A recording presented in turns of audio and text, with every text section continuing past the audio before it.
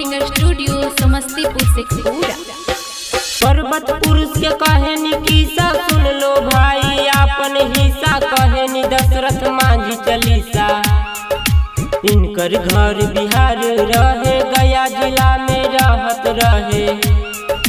माई बाबू रहे गरीब, फूटल रहे इनकर नसीब।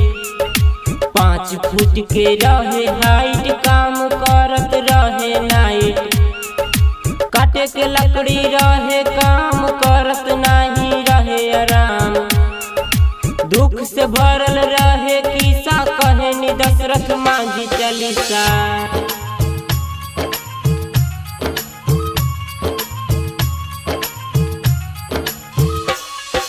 मजदूर बन के करत रहे काम, एको पल ना रहे आराम। लकड़ी काटत रहे सुबह शाम, बीबीओ कर रहे फगुनिया, खाना पहुँचावत रहे जंगलिया।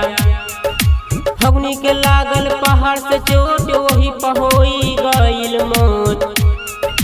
मांझी के मन में आइल दुख, जिंदगी से छूटल ओकरा सुख।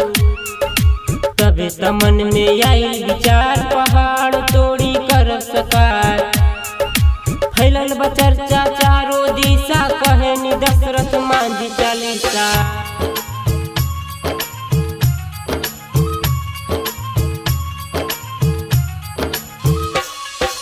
केहू के ना मिलल सपोर्ट, पहाड़ के ई कैले चोट। बीबी के यादों में दमो घोट, 22 साल में तोड़ले पहाड़, सोचल सपना कैले साकार।